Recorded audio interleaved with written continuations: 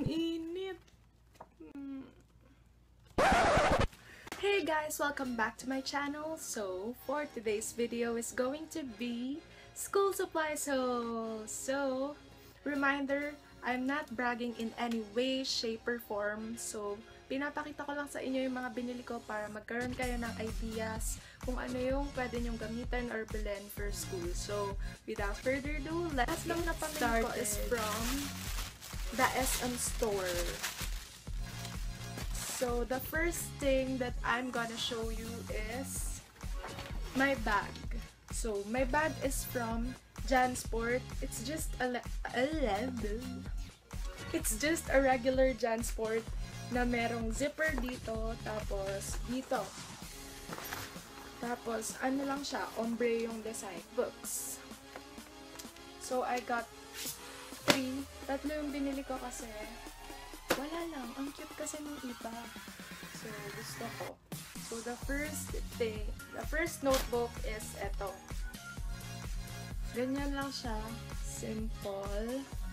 Nakasulat, start each day with a grateful heart. So pwede mo siyang sulatan ng 5 subject. Ayan. Tapos meron siyang kasamang envelope para pwede mo dito lagay yung mga quizzes mo or yung mga mahalagang papers. So, I got this for 169 pesos. The next notebook is this. Ano siya? Sterling. Cute yung design niya. Nakasulat, Dear Own Kind of Beautiful. So, yun. 10 na feelers yung nakalagay sa kanya. So, 10 na subject yung pwede mong isulat dito. So, yung price niya is 179 pesos only. The next notebook is eto. Cute siya. Yung design niya is graph, tapos may nakalagay na We are friend. Ano yun? Pencil story. Tapos meron siyang lock dito. Ang cute nung parang bookmark niya. So, 3 lang. Tapos parang cat. Ayan, ang cute. Simple lang siya. Tapos, ano siya? 149 pesos.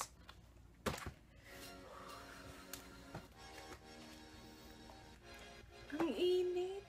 Pinatay ko kasi yung aircon. Baka kasi marinig dito sa video.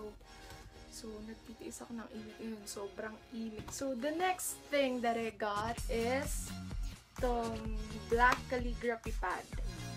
So, gusto ko siya kasi wala, cute. Cute. Susulatan siya ng mga metallic pens, ganon.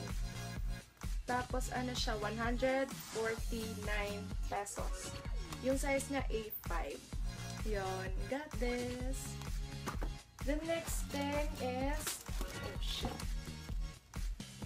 To, hindi din siya related sa studies. So, foil clear sticker pad. Ganyan yung loob niya. Ayan. Tapos may mga letters, ganun. So, pwede siya sa mga project, ganun kung saan nyo gustong ilagay. Ang init. So, the next thing is ito.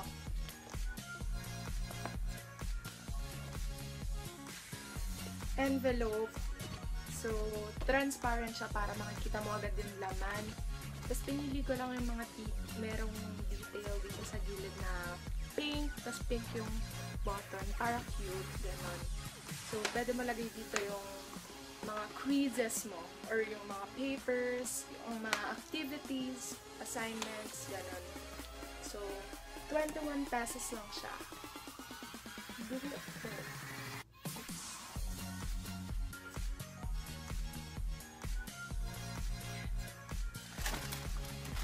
The next thing is this glue.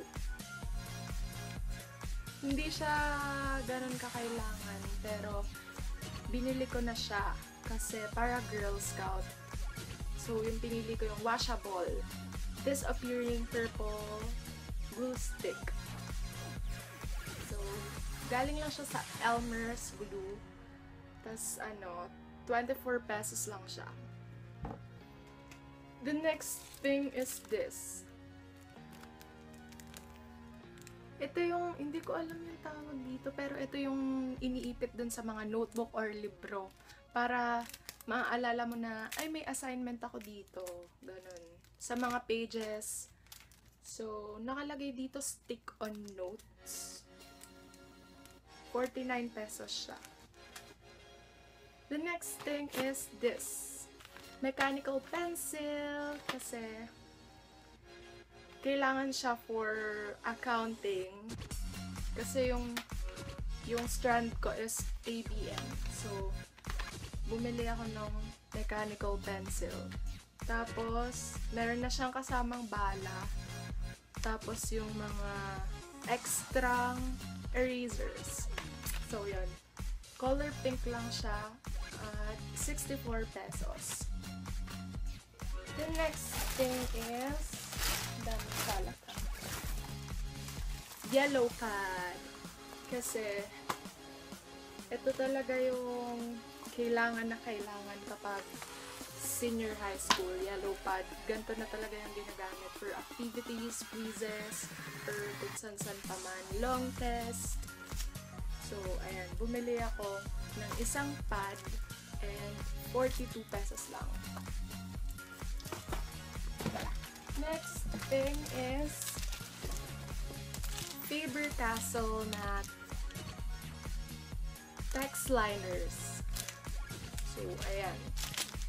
Meron siyang green, pink, blue, and yellow for only 129 pesos. So, ayan. And the next is ball pens lang siya na panunulat ko rin sa calligraphy pad.